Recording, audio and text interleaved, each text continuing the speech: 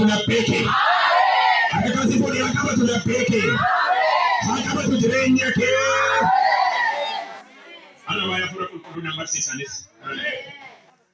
Daawwiti tokkotti ka'eera itti dhufeetu har'a garuu waa tokko nan dubbadha. Ameen ameen ameen. Barri kee otoo hafuurichaan hin guutamin hin dhumin lafarra. Ameen ameen. Yesuus Kiristoos inni gooftaa. Hafuurri qulqulluu si jijjiira jedheen sagalee Waaqayyoo yeroo gabaabaa dubbadha yeroo deemeera. Dhugaa ba'umsa nan fuudha namoonni qabdanii. Hafuurri qulqulluu jireenya kee dhugaatti geeddara jedheen sagalee Waaqayyoo dubbadha. Maqaan Waaqayyoo ulfaatu. Ameen ameen. Namoonni macaafa qulqulluu qabatanii jirtanii hojii ergamoota boqonnaa 2 kallattii baay'ee keessa koo hafuurri Waaqayyoo buufatee akkan dubbii kana dubbadhu keessa koo buufata. Ayyaanni guyyaa 50ffaa inni Pentekoostee jedhamee beekame yommuu ga'e hundinuu iddoo tokkotti walitti qabamanii turan. Dingatas uursaa Waaqa irraa akka bubbee bubbisutti dhaga'ame. Manicha isaan keessa jiranis guute. Arraba ibiddaa kan fakkaatan isaanitti mul'atanii. Gargar tamsa'anis wanti akka arraba ibiddaa kuni tokko tokko isaanii irra taa'ani. Yommus hundumti isaanii hafuura qulqulluudhaan guutamanii akka hafuurri dubbachuu isaaniif kennetti afaan garaagaraa dubbachuu jalqaban. Yihuudoonni Waaqayyoon sodaatan Yerusaalem kan jiraatan saba lafarraa hundinuu keessaa dhufan turan. Jarreen kun hundinuus kana yommuu dhaga'an iddoon kun ta'etti dacha'anii warri hafuura qulqulluudhaan guutaman kun afaan tokko tokko isaaniitiin akka dubbatan dhageenyaan waan jedhan wallalan. Naanii dinqisiifatanii warri dubbachaa jiran kuni hundinuu Galiilaa moo jedhanii gaafatan. Dabalaniis tokkoon keenya attamitti afaanitti dhalanneen isaan dhageenyaareedha. Walumaa gala hafuurri qulqulluu hafuura Waaqayyo abbaan ilmaan namootaati kenne. Sirriitti na dhagaa sagalee yeroo xiqqoo dubbadha. Iyyasuus Kiristoos biyya lafaa kanarra gaafa ture gaafa Iyyasuus waggaa 30 isaatti cuubamu gaafa inni cuubame laga Yordaanos keessatti dhufeetu hafuurri qulqulluu Iyyasuus irra buufate. Hafuurri qulqulluu Iyyasuus irra buufate kun bifa gugeetiin dhufee irra buufateedha. Eessatti galaana keessa otoo inni jiru hafuurri qulqulluu dhufee irra buufate. Waggaa 30 sanatti hafuurri qulqulluu gaafa irra buufatu sagaleen guddaa wayii hin dhaga'amne. Sagaleen dhaga'ame kun immoo ilmi koo inni jaaladhu isa dhaga'aa jedha hafuurri qulqulluu. Inni kun maal ibsa yoo jettan hafuurri qulqulluu keessa kee buufateera taanaan hafuurri qulqulluu jireenya kee dhaaleera taanaan hafuurri qulqulluu jireenya kee biteera taanaan wanti sin dhageenye hin jiru. Maaliif yoo naan jettee hojiin hafuura qulqulluu namni qofti kan dhaga'u otoo hin taane uumamni jiru hundinuu hafuura qulqulluu dhaga'uudhaaf dirqaman. Inni kun maaliif yoo naan jettan hafuurri kun hafuura humna qabudha. Hafuurri kun hafuura hojii hojjetudha. Hafuurri kun hiikuu danda'a. Hafuurri kun jiraachisuu danda'a. Du'aallee kaasee akkatti bu'u gochuu danda'a. Namoonni baay'een waldaa kana keessatti hiikamaniiru, dhugaa ba'aniiru, dinqiin ta'eeraaf kun hundumtu kan inni ta'e yaada mooniif dhiigaan miti humna hafuura qulqulluu kanaan. Natti cimsi hafuura qulqulluu jedhe. Anaan na jijjiiruu hin dandeessadhaani. Hafuura qulqulluu gaafa dubbadhu namoota maqaa gadhee qaban maqaa gadhee kan irraa kaasu yoo jiraate hafuura qulqulluu. Namoonni tokko dhala keessan jijjiiruudhaaf iddoo baay'ee geessitaniitu ta'a. Waa'ee dhala keessanii gaafachuuf iddoo baay'ee dhaqxaniitu ta'uu danda'a. Garuu hafuurri qulqulluu akkanaan jedha kan geeddaruu danda'u waan jedha.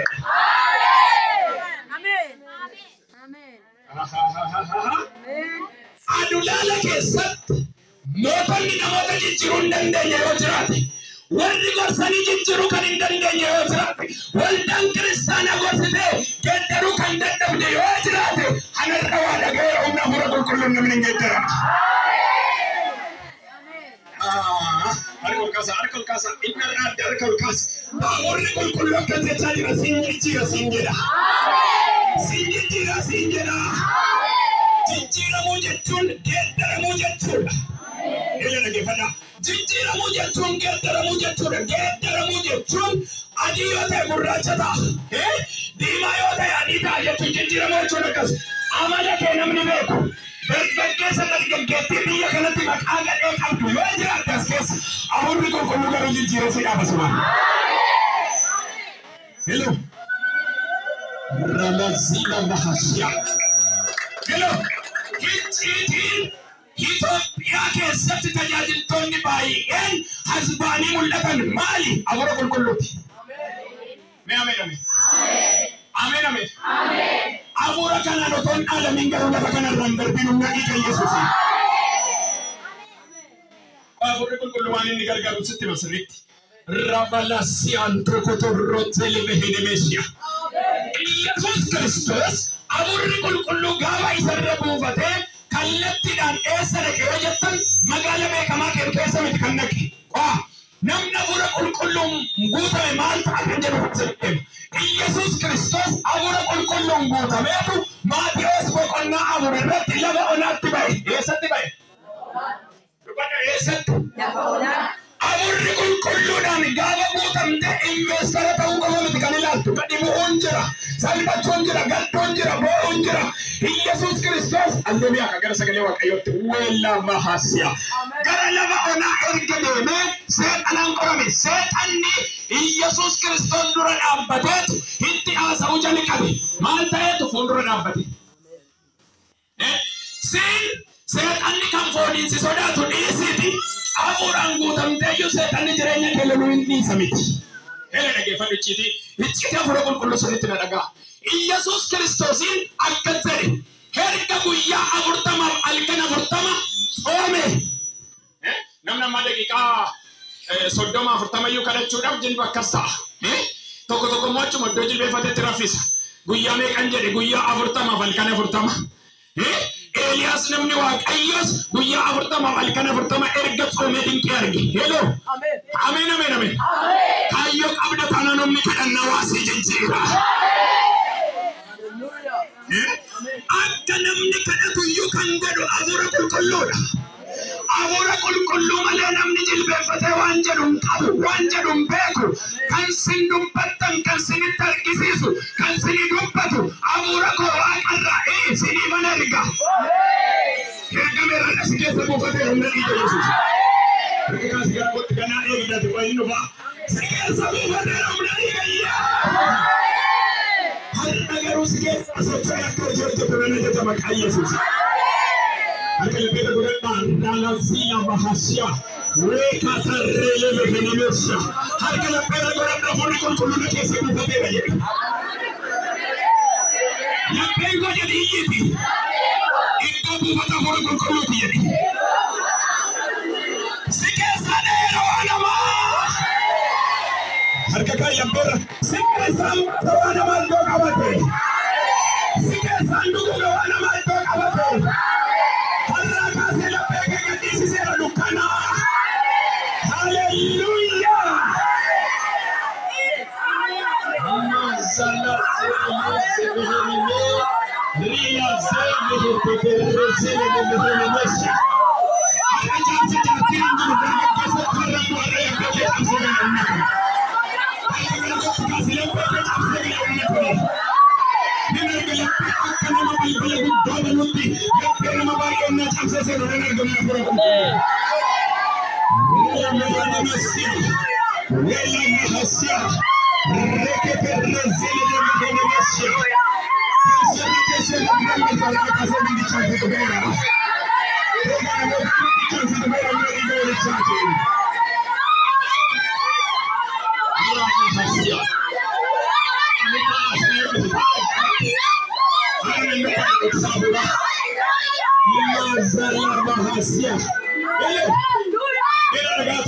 Ibaratonni kan isaan ibaaranii si balleessani hafuuraan ta'aniitu. Fooniin dhufanii miti balbalatti kan waa hojjetan jireenya keetti har'ammoo waaqayyo akkasiin jedha. Ati kan isaan bituu dandeessa hafuura qulqulluu guutamteetu. Ameen. Biyyaa keetti gubuu kan jalqabde hafuuraan guutamteetu. Waldaa keessa si bukkeen ta'an irraa kaasee.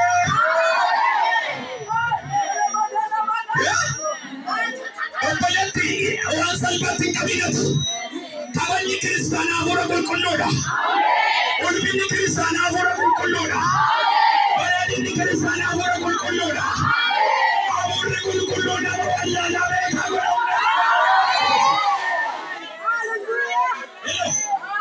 Warra dubbiin beekne, warra kadhannaan beekne, warra waa jechuun beekne isaan akkasii beektota godha. Warra hafuurri qulqulluu jijjiirama deebi'anii gadi hin jedhani. Kaatee deebiteen teessumna dhiiga Yesuusi. Revelación cotorrosele le behelimeshia. Wanda gale.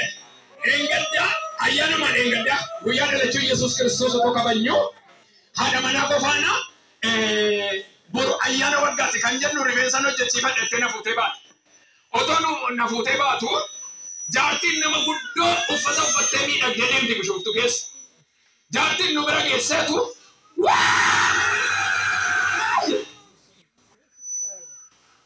ani duruma bareeda waan hin ta'e nagan haati manaan koo pastor maa inni naan jedhe jennaan ni isin jedhe maal jennaan inni barcaadhaan keessaa deemeeran jedhe dhugaa wangeela san lallabuuti.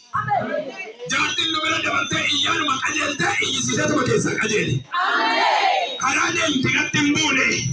Hello ibidda akkasii har'aa kaasee ollaa keetti waa gubu. Har'aa kaasee maasii keessa waa gubu. Ati kanaan guutamtee kanaan qabeenya keessatti saamu. Nagaa keessatti saamu. Fayyina keessatti saamu. Har'aa kaasee rifeensa kee ibidda godheera. Laphee kee ibidda godheera. Hello. Warra hafuura qulqulluun guutaman mandara isaan dhaabbatan seexanni dhaabbachuu hin danda'u dargaggoota. Ameen ameen ameen ameen. Ameen ameen ameen ameen. Warri hafuurri qulqulluu jijjiire kan biramaa inni yeroo oduun qabani. Yeroo bunarra ta'anii nama hamatan hin qabani. Maaliif hojjetan hafuurichi keessa uummate kadhadhu kadhadhu kadhadhu kadhadhu. Yesuus hin ilaalisin agarsiisa jedhaan. Siyaa qabata hafuurri kun irraa kaasee. Siyaa qabata irraa kaasee. Warri miidiyaa keenya hordoftan humna hafuura qulqulluu sinaa qabatu hin jedhe. Hojjetanitti sinaa qabatu hin jedhe. Hojjetanitti sinaa qabatu hin jedhe. Gataa humna kanaan ba'aa sinirra jiru. Gataa hidhaa sinirra jiru. Cireera! Cireera! Cireera! Cireera! Wajjira keessatti hojjettu biyya ayaati. Iddoo garaagaraa otoo hojjettu hafuurri qulqulluu ba'aa kee kana sirraa gateera. Sirraa gateera. Tuman sen tajaajiluun isaanii fi sirgaa qaba. Ameen ameen ameen. Harka kee ol kaasi. Ol kaasi. Har'aa kaasee humni hafuura qulqulluu jireenya kee guutummaatti haadhaalu. Haadhaaluun jedhe. Biyya ameen jedhe haadhaaluun jedhe. Gaafa sana waa'ee shunkurtii barbaree waa'een zayitii sin dhukkubsu mataa. Isi sin jedha gaafa sana hafuurri qulqulluu. Isi ani mana keetiif jira sin jedha. Hojjettoonni mootummaas keessa jirtan dhagaa. Hafuuraan guutamaa malee waan hin jirre sin achisa hafuurri qulqulluu. Kanaaf ikkoo akkaawuntii irra waan jiru uummataan kan sin dhukkubuuf hafuura qulqulluu dhoksaasaan barreessu. Nuti kan jiraanne gabirri qabnu miti. Hafuurichi egaa nu keessa buufatee nu jiraachise malee. Birrii qabachuu dhiisaati afatee kan du'e meeqa jira. Kan dhala isaarraa hafee zarii isaa qabu meeqatu lafa garaa lafaa keessa jira. Hiccitiinsa garuu hafuurri qulqulluu jiraataa si godha malee. Kanaaf Yesuus Kiristoos lafa olatti namoo sirqan akka jedheen ati ilma Waaqayyoo akka taate beeka jedheen. Kanaaf mee dhagaa kana biddeenitti geeddare mee jedheen. Qoya damma seexana wanti siin galle jira jedheen Yesuus. Namni biddeen duwwaadhaan hin jiraatu dubbii hamaa Waaqayyoo keessaa bahu. Hello. Seexanni maal nyaata siin jedhe biddeen yoo na dhoowwatte ani waliin nyaachaa jira jedheen. Meerga keessa ol kaasaa. Qotadhus qotachuu baadhus. Ati xaafii qofaan hin jiraattu Waaqayyo sagalee kootiin si soora siin jechaadha. Biyya nana sagalee waaqeffatamanii ameen jedhi sirriitti. Kanatti gaddite icciitii hafuura qulqulluu waan siin galleef. Kanatti cabde icciitiin hafuura qulqulluu waan siin galleef. هاليلويا آمين آمين آمين نمنا فرق كل كيس ساجرو لما أنا تنجر كيس واباسو فابو كبدا لكن باي كيس نسلتمو أمورا كل كان كم تجاجي لا كم سلتي فكات والدات كم ما دركيرا بقول بك إيش كيس ماله مالتي الكوساميتي مالي ساب كم يستكني وانجي واكنا مندوماتي آمين آمين جدا أنا والدا كيس تجاجي توني نماليني وسنين جدا نو كيس كأني مو فتوجي كابا إدونا تيجي جربه bukan isi bajete kekan basu gati heru nyandu fatu galata ko fatu Yesus apa ya kengapa galata ma banaba Yesus masih galata bisi kangkira cagarasi sivide koga bareda sivide harsa galata sivide kuno singidu Yesus sabde dalota narrabulena vattabe marge idona mallena genne ayanike ashigodera nanjete sagarra palpala natti chufame bantenarra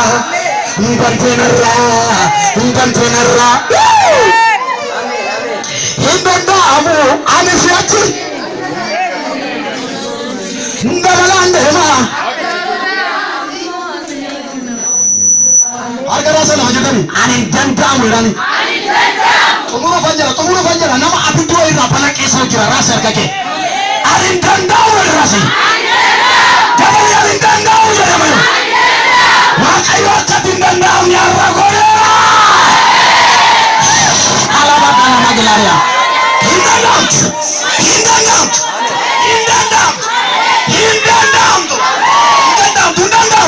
harga jolka sabita surfa Shalawatana madana maglaria hindandam tu akaya bita surakaya hindandam wakayo rawara simorone ratamata siwara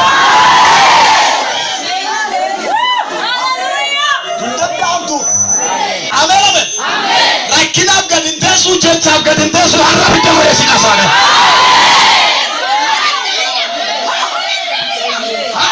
Ololab gadintesu, jepab gadintesu. Awas sakna labora bakina ba.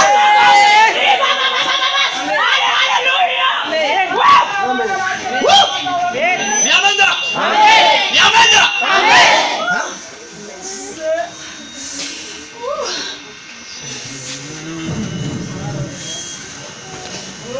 Menjara. Amin. Ugawa kayo hindandam. Namonni kunan hindandam to mesin jara. Namota kunan. Ibara me kasirati tibara me makake purani. Mana warra tibara gitu kan juru hindandam to sinjara.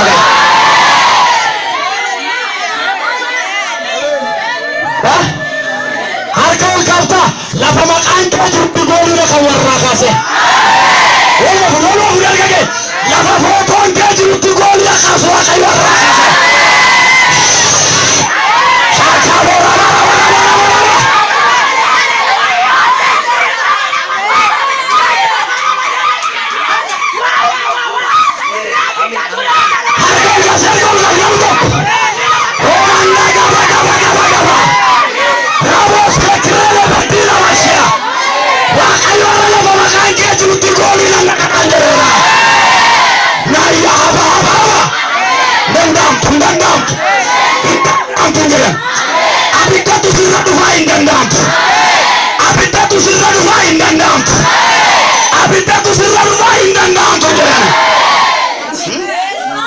Hallelujah. Asuma yunamni wakayo dandame bil. Amen. Cufa arsakena dabar sodal seikan karabane. Dua darbe jerat terage farban nasi dabale. Tergalu pukosi malatosi balasi doyotare.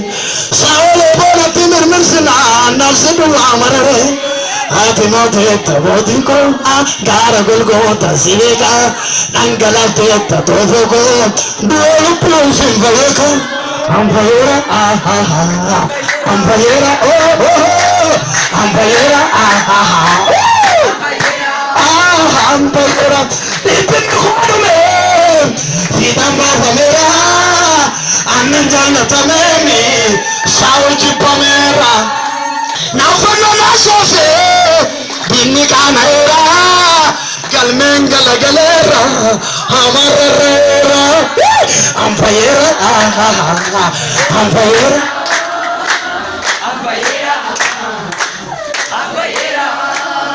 waaqayyo akkasiin jedhu balbala keerraan dunkaana galataadhaa basiin jedhe nama shan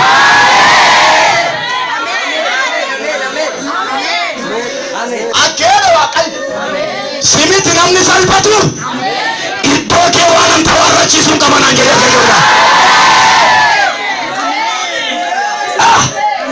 Namni tokko iyyannaa lola waaqayyoo jala hojjetu. Mennaa lola waaqayyoo jala mooyyuu. Harka walitti buusaa galata bitaa gooftaa.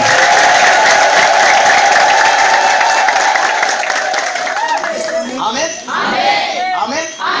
Nama kamitu hin danda'amu jedhe. Nama kadhatu. Ameen. Ameen. Nama garaa isaa guutuu waaqayyoon amanatu. Ameen. Ameen. Ameen. Haleluuyaa. Daani'eluma sadii lakkoofsa kookasaa dhaqaatti waa'ee namoota sadanii ilaala. Garaa guutuu malee yaada lama qabaataa warra deemame. Garaa guutuu warra waaqa amanatu.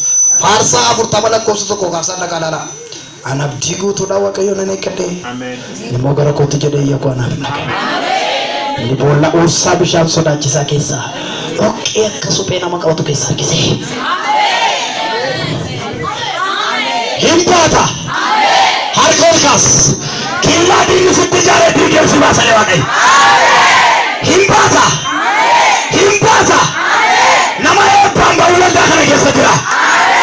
Nama dibataan ba'u waldaa kana keessa jira. Nama humna guddaan ba'u jira waldaa kana keessa. Lafa jirtu namni tokko isa hin hambaa jedhe lafa jirtu. Hin baata. Hin baata. Hidha warra qaallu sirraa hiikama hin baata. Lora. Amen. Namni waaqayyoon abdii guutuu amanatu garaasaa guutuu amanatu hin danda'amu. Keessumaa nama kadhatu nama waaqayyoon amanatu nama garaa arjummaa qabu nama waaqayyoon sodaatu sodaadha. Abidda mataa kee irratti walitti qabanii waa dhiisennaa. Baay'een isin jaalladha. Yeroon koo baay'ee deemeera. Paasterii tan isin dabarsa. Amen. Haleluuyaa. Isin haa eebbisu. Thank you. Harka walitti buusaa gooftaa.